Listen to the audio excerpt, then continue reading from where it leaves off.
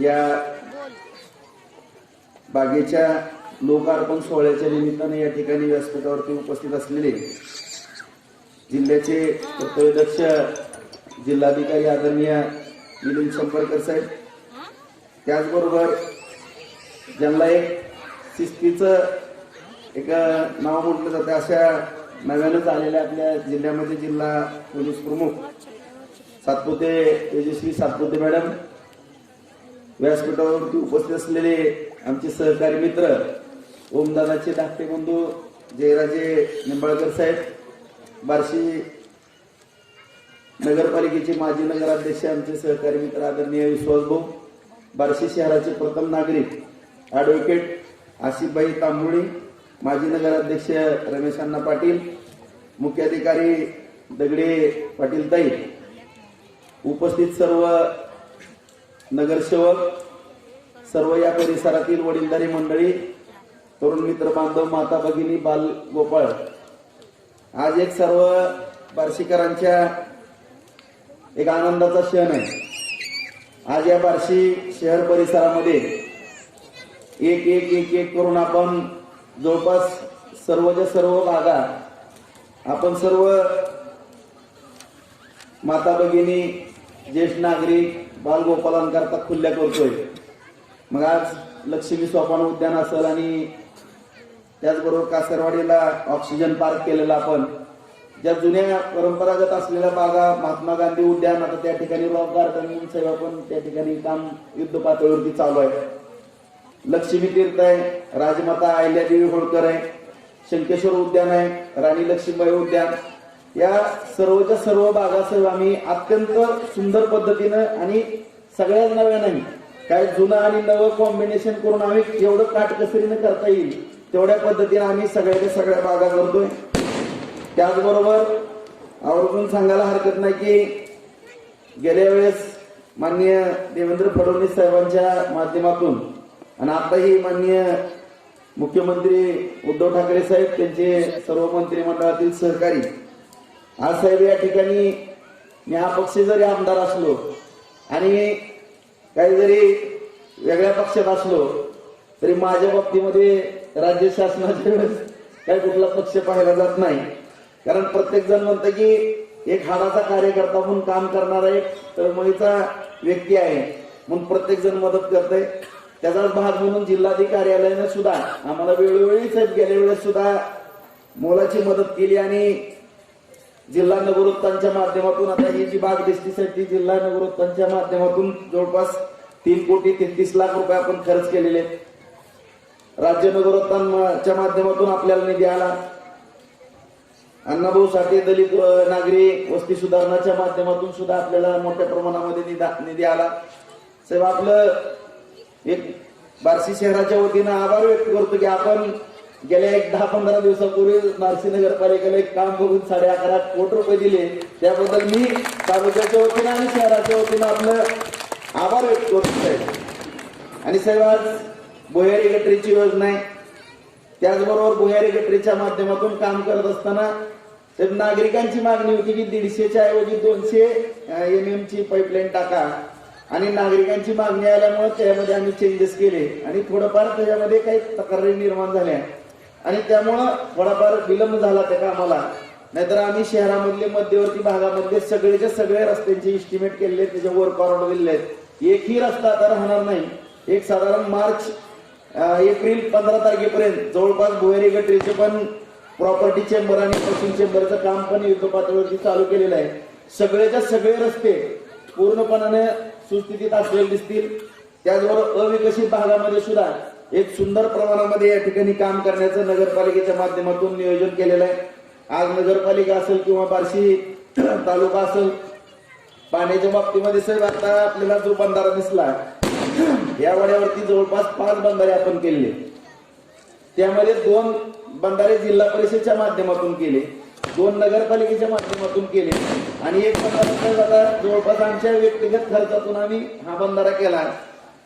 या ठिकाणी आपण बोटिंग वगैरे करतोय, जेणेकरून या शहरामध्येच नाही साहेब तर पूर्ण ग्रामीण भागामध्ये फिरताना जलयुक्त शिवारच्या माध्यमातून अक्षरशः आम्ही लोकवर्गणी जमा केली गावोगावी 50,000 लाख रुपये 2-2 लाख रुपये आम्हाला वर्गणी जमत असे आणि जेवढी वर्गणी गावातून जमायची तेवढा निधी आम्ही शिवाजी शिक्षण प्रसारक मंडळ, MIT, त्याचबरोबर ज्या सेवाभावी संस्था आहेत किंवा जे काही कॉन्ट्रॅक्टर आहेत त्या व्यक्तींनी मदत करून आम्ही फार मोठ्या प्रमाणामध्ये या ठिकाणी जलयुक्त शिवारमध्ये वडे सरळीकरण, नद्या सरळीकरणचं काम हातामध्ये घेतलं आणि सोलापूर जिल्ह्यामध्ये माझ्या माहितीप्रमाणे सर्वात जास्त बंधारे करणारा बार्शी तालुका हा ठरला आणि एक आम्ही जलयुक्त पाण्याची चळवळ उभा केली साहेब. का तर आमचा वर्षण प्रवर्षण मधला तालुका आहे आणि कुठलेही सोर्स उपलब्ध नाहीत. आता हे जे पाणी आहे साहेब, उजनीला उपसा सिंचन योजनेचं जे आम्हाला 12,550 हेक्टरांचं क्षेत्र दिसणार आहे, 2.59 TMC पाणी मिळणार आहे. हे असंच आमचं जामगाव वगैरे असं पूर्ण जाऊन शहराला टाकून जाते आणि या वाड्याला सुद्धा पावसाळ्यातलं पाणी साधारण जानेवारी पर्यंत थांबन. जानेवारी फेब्रुवारीला पाणी इथलं संपल्यानंतर जे आपली आवर्तन येतात 3 आवर्तनापैकी आपण उजनीचं पाणी कॅनेलचं पण ह्याच्यामध्ये घेऊ शकतो. अशा पद्धतीची सुद्धा या बंधाऱ्यावरती 5 व्यवस्था केलेली आहे.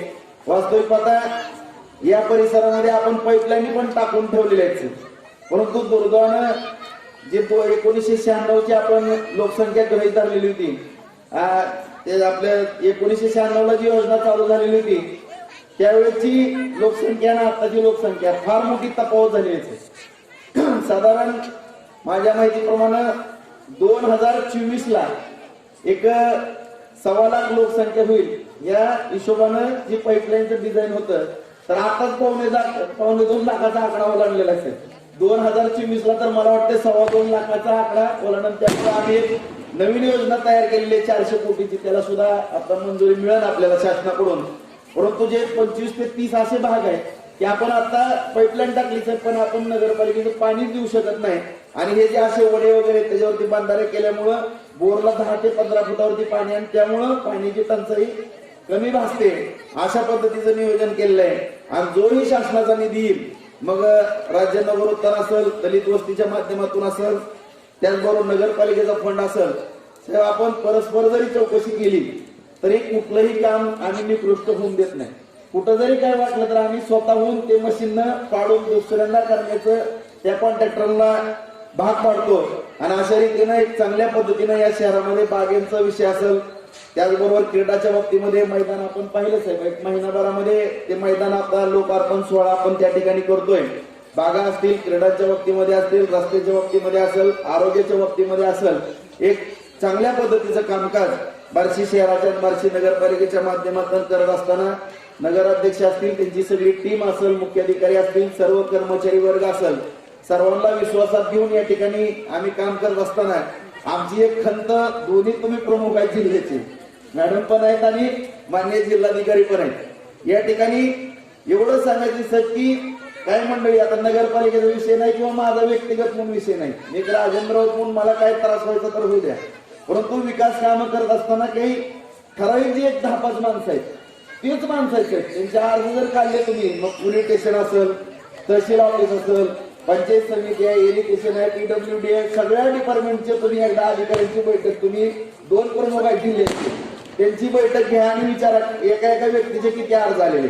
कमीत कमी 300 ते 500 माहितीच्या अधिकारात अर्ज आहे आणि हीच माणसं आणि ह्याच्यातून निष्पन्न किंवा साहेब त्याच्यामध्ये कुणाचा दोष दिसला आणि कुणावरती कारवाई होऊन कुणाला शिक्षा झाली असं एकही प्रकरण तुम्हाला बार्शीमध्ये सापडणार नाही.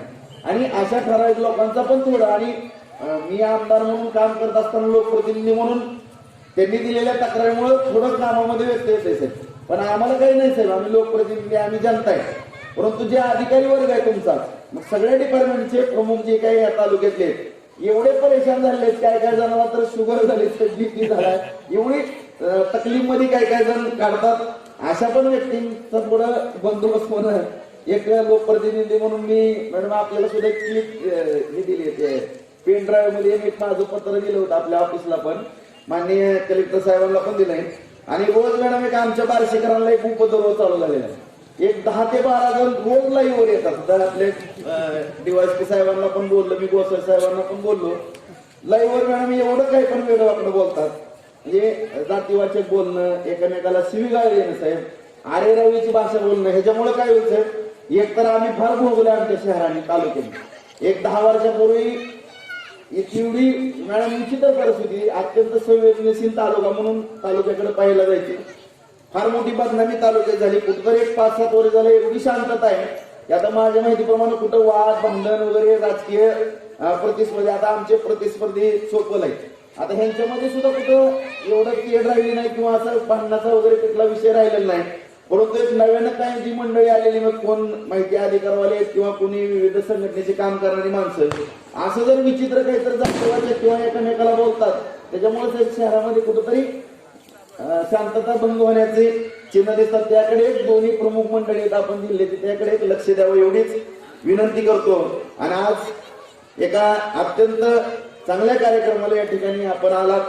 बऱ्याच दिवसापासून सगळ्या नागरिक आम्ही बाग बंद ठेवलेली होती, कारण उद्घाटन झाल्याशिवाय बाग लोकार्पण सोहळा आपल्याला करायचा नव्हता. आता सगळ्या या परिसरातील माझ्या माता भगिनी असतील, बालगोपाळ असतील, खेळणी बसवलेले, लवकरच ओपन जिमचं पण काम होईल, लाइटिंगची पण काम 1 महिना-1.5 महिन्यामध्ये होईल आणि सगळ्यांना अत्यंत चांगल्या पद्धतीने या ठिकाणी मनोरंजन करता येईल. माझी एवढीच नम्रतेची नागरिकांना विनंती आहे की अत्यंत एक चांगल्या पद्धतीचं काम झालेलं आहे. सुंदर अशी आपल्या भागातली एक संपत्ती आहे आणि ह्याची जोपासना करणं नगरपालिकेबरोबर आपलं सुद्धा कर्तव्य आहे. कुठेही त्या ठिकाणी मोडतड होणार नाही किंवा कुठेही त्याचं नुकसान होणार नाही याची काळजी आपण आपली स्वतःची प्रॉपर्टी असल्यासारखी प्रत्येक नागरिकांनी या ठिकाणी घ्यावी. आज मगाच श्रीधर कांबळेंनी त्यांच्या प्रास्ताविकमध्ये नावाचा उल्लेख केला. साहेब, माझे आजोबा आजींचं नाव या ठिकाणी दिलेलं आहे. ही जमीन वगैरे परिसर त्यांच्याच मालकीचा होता. आम्ही एक आता ठीक आहे आमदार जरी झालो तर एक नाम मात्र असेल, सगळी पुण्य त्यांचीच आहे आणि त्यांनी आमच्या कुटुंबाबरोबरच परिसरातील गोरगरीब सर्व नागरिकांना मदत करण्याचं धोरण धरलेलं होतं. त्यामुळं सर्वांचे आता तसं व्यक्तिगत नाव द्यायचं म्हणलं तर मी माझ्या खासगी उद्योगाला देतो, परंतु सार्वजनिक ठिकाणी नाव द्यायची माझ्या कुटुंबातली पहिलीच वेळ असावी. आणि त्यांनी जे दोघा दाम्पत्यांनी जे काम केलं आणि त्यांच्या नावाच्या काय पुण्यामुळं आम्हाला पण चांगले दिवस आले, त्या आमच्या दोन्ही आजोबा आजीला मी पण अभिवादन करतो. आणि आपण या अत्यंत चांगल्या अशा या गार्डनच्या उद्घाटन प्रसंगी दोघंही उपस्थित राहिला, त्याबद्दल बार्शी तालुक्याच्या वतीनं माननीय जिल्हाधिकारी साहेब, माननीय पोलीस प्रमुख SP मॅडम या दोघांचे मनपूर्वक आभार मानून माझे 2 शब्द संपवतो. जय हिंद, जय महाराष्ट्र. आजच्या या अत्यंत चांगल्या कार्यक्रमासाठी मंचावर उपस्थित असलेले आदरणीय जिल्हाधिकारी साहेब, आमदार साहेब, नगराध्यक्ष साहेब, निंबाळकर साहेब, आमच्या जुन्या सहकारी, त्या महाबळेश्वरला होत्या तेव्हा मी साताऱ्यामध्ये होते, त्या आपल्या CO मॅडम अमिता, कार्यक्रमासाठी जमलेले सर्व बार्शीकर बंधू भगिनी, पत्रकार बंधू. खरं म्हणजे काही दिवसांपूर्वी कलेक्टर साहेबांनी मला फोन करून सांगितलं की मॅडम आपल्याला अशा एका कार्यक्रमाला जायचंय. आणि त्यावेळेला मी खरं म्हणजे इमॅजिनेशनमध्ये नव्हतं, कारण बार्शी हा कमी पावसाचा पट्टा आहे, इथे मर्यादित पाऊस असतो, मर्यादित हिरवळ असेल, असं एक काहीतरी मी फार विशेष इमॅजिनेशन या गार्डनचं करू शकलेले नव्हते. परंतु इथं येऊन जेव्हा हे गार्डन मी प्रत्यक्षात पाहिलं तेव्हा खरं म्हणजे मला खूप आनंद, आश्चर्याचा सुखद धक्का बसला. मी थक्क झाले एवढं. इतकी हिरवळ, इतका चांगला मेंटेन्ड आणि खूप चांगली ग्रोथ आहे. म्हणजे एखाद्या ठिकाणाच्या उद्घाटन प्रसंगी ते 100% रेडी असणं, त्यातही गार्डन सारखी जागा, हे खूप रेअरली पाहायला मिळतं. आणि त्यामुळे खरोखर मी मनापासून संपूर्ण टीमचं, बार्शी नगरपालिकेचं मनापासून खूप अभिनंदन करते. आज त्यांच्या नावाने हे गार्डन आहे, लक्ष्मी सोपान उद्यान, ते आमदार साहेबांचे आजी आजोबा. मला वाटतं आपल्या आजी आजोबांना किंवा आपल्या वडीलधाऱ्यांना एवढी चांगली आदरांजली दुसरी कुठलीच असू शकत नाही. हे गार्डन खरंच खूप मोठा आणि चांगला असेट आहे, खूप व्हॅल्युएबल आहे. आपल्याला सगळ्यांना गेल्या 1 वर्ष जेव्हा आपण कोविडला फेस करतोय तेव्हा एका गोष्टीची जाणीव झाली आहे की आपण कितीही मोठे झालो तरी निसर्गासमोर आपण नगण्य आहोत. निसर्ग कधीही उलथापालथ करू शकतो. आपल्या सगळ्यांचं जीवन आत्ता आहे आणि आत्ता नसेल इतकी क्षमता, इतकी ताकद ही निसर्गामध्ये आहे आणि म्हणून आपण निसर्गाला जपलं पाहिजे. निसर्गाचे आणि आपले संबंध हे चांगले, मैत्रीचे, आपण त्याला जोपासावं, त्यानं आपल्याला जोपासावं असे असले पाहिजे. म्हणून मी म्हणते की हे खूप व्हॅल्युएबल आहे. हे व्हॅल्युएबल आहे हे त्याच्या लँडच्या कॉस्टसाठी नव्हे, हे व्हॅल्युएबल आहे त्यावरती उभ्या असलेल्या झाडांसाठी, त्यातून मिळणाऱ्या ऑक्सिजनसाठी, आपल्या नजरेला दिसणाऱ्या हिरवाईसाठी. कारण आज तीच बघायला मिळत नाही. मोठी मोठी घरं झाली, सिमेंटची जंगलं आली. आज आपल्याला तुम्ही बघत असाल की शहरांमध्ये सुद्धा पूर्वी एक काळ होता जेव्हा किती BHK आहे, कार्पेट एरिया किती आहे हे बघून लोक ते ठिकाण घ्यायचं का नाही हे ठरवत असत. आता त्याची थोडीशी व्हॅल्यू कमी झाली आहे आणि लोक हे बघायला लागले जवळपास एखादा पार्क आहे का मुलं फक्त आमची रस्त्यावरती खेळणार, की आम्हाला रस्त्यावरती रोडवर वॉकिंग करावं लागणार कधी करावंसं वाटलं तर. त्यामुळे बार्शीकरांसाठी हे खरंच खूप चांगलं असेट आहे की जिथे येऊन लोकांना शांती मिळू शकते, जिथं येऊन कुठल्या विद्यार्थ्याचा मूड रिफ्रेश होऊ शकतो, जिथं येऊन कुठल्या आजी आजोबांना शांतता मिळू शकते, खेळायला जागा नसलेल्या बाळगोपाळांना जिथं फक्त मोबाईल हाच खेळ नाहीये, इकडे जाऊन पळायचं पण असतंय, ते करायला मिळेल. त्याच्यामुळे हा एक व्हॅल्युएबल ऍसेट जो बार्शीकरांना मिळाला आहे. आणि आता अमिताने मला सांगितलं की ऑक्सिजन पार्क तुम्ही अजून बघितला नाहीये पण तोही असाच एक खूप सुंदर उपक्रम राबवण्यात आलेला आहे. मागं जो बंधारा आहे तिथं कमळ आणि लिली ठेवण्याचा त्यांचा मानस आहे. मला वाटतंय सोलापुरातला हा पहिलाच प्रयोग राहील जर ते झालं तर. आणि ते किती नयनरम्य असेल ह्याची कल्पना आता मी ही डेव्हलपमेंट बघून नक्कीच करू शकते. त्यामुळे नगरपालिकेकडून, नगरपालिकेच्या संपूर्ण टीमकडून, त्यांना मार्गदर्शन करणाऱ्या आमदार साहेबांकडून आणि या संपूर्ण टीमला सपोर्ट करत राहणाऱ्या आमच्या जिल्हाधिकारी महोदयांच्याकडून अशीच खूप चांगली चांगली कामं बार्शीकरांसाठी आणि सोलापूरकरांसाठी होत राहोत अशा मनापासून मी खूप शुभेच्छा देते. आमचे काही पोलीस बांधव पण या ठिकाणी उपस्थित आहेत. मी त्यांना सुद्धा रिक्वेस्ट करेन की अनेक ठिकाणी ही फॅसिलिटी नसते, बार्शीमध्ये ही आहे. त्यामुळे अत्यंत स्ट्रेसफुल असलेल्या माझ्या डिपार्टमेंटमधल्या सुद्धा माझ्या सगळ्या बंधू भगिनींनी याचा लाभ घ्यावा. त्यांना जेव्हा वेळ असेल तेव्हा त्यांनी आपला पाय मोकळा करण्यासाठी इथे यावं. कधी आमची छोटी मोठी शिबिरं आम्ही इथं आयोजित करू तेव्हा त्यांनी आम्हाला परवानगी द्यावी. सो अशी अपेक्षा व्यक्त करून आणि सगळ्यांना पुन्हा एकदा शुभेच्छा देऊन मी माझं मनोगत संपवते. जय हिंद, जय महाराष्ट्र. उद्घाटन कार्यक्रमाप्रसंगी उपस्थित या भागाचे आमदार, लोकप्रिय आमदार, कार्यसम्राट राजा बोरावी साहेब, माझे सहकारी एस टी मॅडम, तांबोळ साहेब, मंचावर उपस्थित जयराजे, सर्व माजी नगराध्यक्ष, माझ्या सहकारी अमिता, मुख्याधिकारी, सर्व बंधू लोक. 10-15 दिवसापूर्वी आमदार साहेब माझ्याकडे आले होते आणि त्यांनी मला सांगितलं की एका उद्यानाच्या उद्घाटनासाठी तुम्हाला यायचं आहे.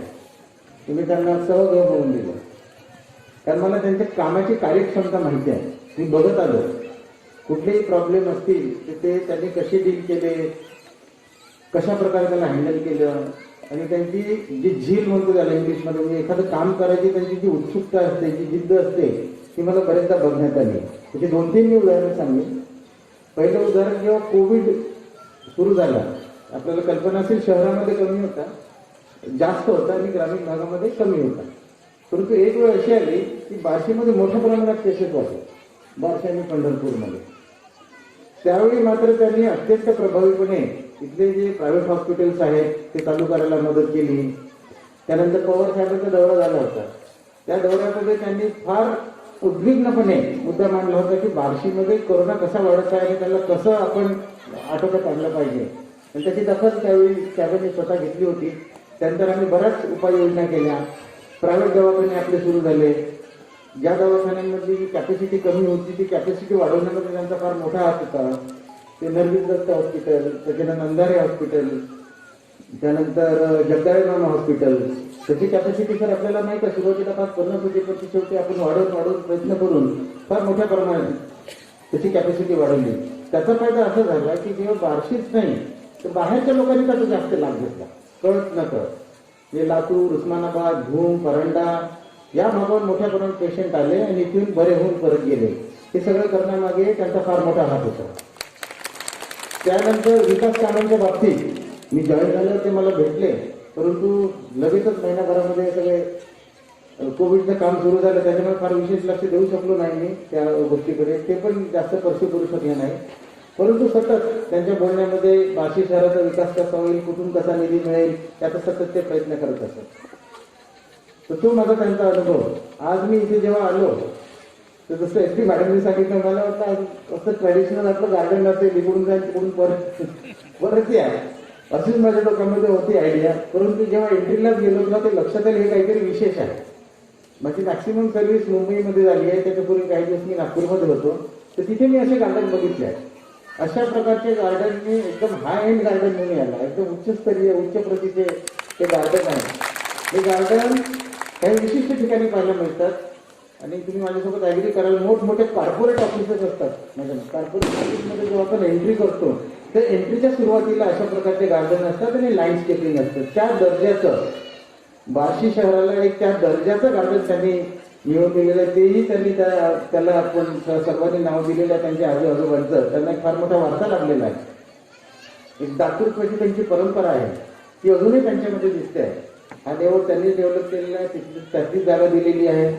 पलीकडे त्यांनी जो छोटासा डॅम बनवलेला आहे, बंधारा बनवला आहे, तो त्यांनी स्वतःच्या खर्चातून केलेला आहे. त्याच्यामुळे परंपरा त्यांची सतत चालूच आहे. माझी बार्शीकरांना विनंती राहील की इतकी सुंदर वास्तू इथे तयार झालेली आहे, त्याचं संवर्धन करणं आपलं काम आहे. अन्यथा काय होतं की गार्डन सुरू झालं, लोक येणार, काहीतरी बसणार, घाण करणार, तर त्याची एक शिस्त आपण पाळणं आवश्यक आहे. आतमध्ये कुठल्याही खायच्या वस्तू नेऊ नये, कचरा करू नये, कचऱ्याचे डब्बा जिथे असेल तिथेच ते टाकलं पाहिजे, डिसिप्लिन ठेवली पाहिजे, झाडं तोडून नाही नेले पाहिजे. काही लोक उपटून टाकतात, फुलंही करतात. ते बघायसाठी, आपल्याला लाभ घ्यायसाठी, आनंद घ्यायसाठी आहे. जसं त्यांनी सांगितले की ऑक्सिजन पार्क आहे, तसं हे एक फुफ्फुस आहे तुमच्या बार्शी शहराचं, लंग्स आहे. इथून तुम्हाला चांगलं ऑक्सिजन मिळेल, तुम्ही याल इथे रिफ्रेश व्हाल. याचा लाभ लहान मुलांना, तसेच सगळे जे सर्व वर्गातले जे लोक आहेत, सर्व वयोगटातले लोक आहेत, त्याचा लाभ मिळणार आहे. माझी तुम्हाला विनंती राहील की आपण त्याचा पुरेपूर लाभ घ्या, परंतु त्याचं संवर्धन करा. त्याचं कुठलं नुकसान करू नका. एवढी चांगली वास्तू आहे की सोलापूर जिल्ह्यामध्ये एक आदर्श गार्डन म्हणून त्याला समुदायाला मी काही मागे पुढे बघणार नाही, इतकं सुंदर आहे. आणि मी निश्चितच सगळ्यांना सांगेन की तुम्ही जाऊन बघा, बार्शीचं गार्डन त्या धर्तीवर तुम्ही तयार करा. पण हे मेंटेन झालं पाहिजे, ही जबाबदारी तुमची राहणार आहे. त्यांनी प्रशासनाने त्यांचं काम केलं की चांगली वास्तू, एक चांगला एक उपक्रम त्यांनी सुरू केलेला आहे, ते मात्र मेंटेन करायची जबाबदारी तुमची सगळ्यांची राहणार आहे. आता शहराची जी विकास कामं आहे याचा जर आपण विचार केला तर मोठ्या प्रमाणात निधी मॅडमने मला कागदपत्र दिले. त्याच्यामध्ये 17, 18, 18-19 मध्ये मोठ्या प्रमाणात निधी मिळाला आहे. 17-18 मध्ये 5 कोटीचा, 18-19 मध्ये 13 कोटीचा, 19-20 मध्ये 15 कोटीचा. खूप पैसे आणले आहेत तुम्ही ओढून, फार पैसे, मोठ्या प्रमाणात पैसे त्यांनी आणलेले आहेत. दलित वस्तीमध्ये 17-18 मध्ये 3 कोटी, 18-19 मध्ये 11 कोटी. इथे तुमची कोटींची 100 झालेली दिसते. आणि आता आमच्या अमिता मॅडम रोज प्रपोजल पाठवतच आहे. पैसे ओढायसाठी इतके प्रपोजल त्यांच्याकडे आमच्याकडे त्यांचे इतके आलेले आहेत की आम्ही विचार केला बार्शीला जायचं, पूर्ण जिल्ह्याला काही मिळणार नाही. तर त्यातल्या जर तुमचं काम बघता, तुम्ही ज्या पद्धतीचं काम करता, मी निश्चितच बार्शीला गुप्त माप देईल. तर आमची एंजायची अशी पैसे दिले तर काढणी लागले पाहिजे. आता आम्ही जेव्हा राहून घेत होतो तेव्हा मी आमदार साहेबांनी म्हटलं की जे काही निधी शासनाने उपलब्ध करून दिला तो काढणी लागलेला आहे, ते दिसत आहे, त्याचं मूर्त स्वरूप आलेलं आहे. तशा प्रकारचे जे कामकाज सुरू आहे ते अत्यंत स्फूर्णीय आहे. लॉकडाऊनच्या कालावधीमध्ये मी बरेचदा येत होतो इथे, आपणही भेटत होतो, बऱ्याच मिटिंग होत होत्या. त्यावेळी रस्त्याची स्थिती फार खराब होती. मात्र आज मी शहरातून आलो तर रस्त्याची स्थिती मला फार सुधारलेली दिसते. पुढच्या महिन्या 2 महिन्यामध्ये आणखी ती सुधारलेली दिसली पाहिजे. भुयारी गटाचं काम, गटारीचं काम सुरू केलेलं आहे. ते जून पर्यंत पूर्ण होईल अशी आपण अपेक्षा करू, जेणेकरून शहराचा लुक वाढेल, ट्रान्सपोर्टेशनचा जो टाइम आहे तो कमी होईल आणि कम्फर्टेबल राईड शहरामध्ये होऊ शकतील.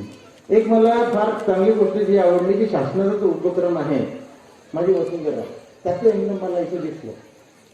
म्हणजे वार्षिकांना त्याचा विसर पडलेला नाही. शासनाच्या ज्या मेन योजना आहेत त्या योजना चालवणे आपली जबाबदारी आहे. तर तिथे जे एम्ब्लेम लावलेले अत्यंत महत्वाचं आहे. त्याचं महत्व सगळ्यांनी समजून घ्या. माननीय मुख्यमंत्री महोदय, त्याचप्रमाणे पर्यावरण मंत्री महोदय यांनी ही माझी वसुंधरा ही योजना सुरू केलेली आहे. त्याच्यामध्ये आपल्याला आपल्या निसर्गाचं संवर्धन करायचं, जास्तीत जास्त झाडं लावायची आहेत, इको फ्रेंडली वस्तू वापरायच्या आहेत. तर त्याच्यामध्ये मला तुमचं फार मोठं पार्टिसिपेशन पाहिजे आहे. झाडं लावली आहेत तर मॅडमने सांगितलं मोठ्या प्रमाणात आणखी सर जास्तीत जास्त ट्री प्लांटेशन करण्याची आवश्यकता. आपल्याकडे जागा खूप उपलब्ध आहे. मी आता येताना एसटी मार्गाने आलो, एंट्री केल्यानंतर मला दोन्ही बाजूला खूप मोठ्या प्रमाणात झाडं दिसून आली. तर त्याचा काही एखादा आपल्याला उपक्रम घेता येत असेल तर आम्ही सोशल फॉरेस्ट्रीचे त्या माने मॅडम आहेत त्यांना सांगून आपल्याला प्लांट उपलब्ध करून देऊ. एका 5-10 हजार झाडं आपल्याला जर लावू शकत येत असतील तर तसा एक आपण कार्यक्रम अरेंज करा. आपण पालकमंत्री महोदयांना सुद्धा बोलू याच्यामध्ये, जेणेकरून आपल्या शहराचं संवर्धनही होईल आणि शासनाची जी योजना आहे त्याचंही आपल्याला पालन करता येईल. अशा प्रकारे एक चांगली वास्तू इथे निर्माण झाली आहे, त्याचा मला फार आनंद वाटतो आणि अशा वास्तूचं उद्घाटन माझ्या हस्ते झालं याचा मला अभिमान वाटतो. आणि एक मी सांगू इच्छितो की मी जॉईन झाल्यानंतर पहिल्यांदाच हा मोठा कार्यक्रम आहे की जो एक पब्लिकमध्ये मोठा कार्यक्रम, छोटे कार्यक्रम झाले असतील परंतु हा मोठा कार्यक्रम आणि या स्वरूपात हा पहिलाच कार्यक्रम आहे. त्यामुळे मला नेहमी स्मरणात राहील. आपण कुठलीही पहिली गोष्ट करतो ती स्मरणात राहते, तर हा कार्यक्रम मला माझ्या नेहमी स्मरणात राहील. जिल्ह्याचे जिल्हाधिकारी म्हणून बऱ्याच जबाबदाऱ्या असतात, आमदार साहेब येतच असतात, आमची वारंवार भेट असते, मिटिंग होत असतात, फोनवर सतत संपर्कात राहत असतात. या भागात असलेल्या ज्या अडी अडचणी आहेत त्याची सुद्धा आम्हाला माहिती मिळत असते. जिल्हाधिकारी म्हणून बार्शी शहरासाठी किंवा बार्शी तालुक्यासाठी मतदारसंघासाठी जे काही अडी अडचणी असतील ते आपण माझ्या निदर्शनास आणा, तर तात्काळ निराकरण करायचा प्रयत्न करू. आवश्यकता असल्यास इथे मिटिंग घेऊ किंवा आपण सोलापूरला मिटिंग घेऊ आणि तुमच्या विकासामध्ये प्रशासनाचा नेहमी हातभार आणि सहकार राहील एवढी मी आपल्याला ग्वाही देतो आणि आपले 2 धन्यवाद. धन्यवाद साहेब. आपण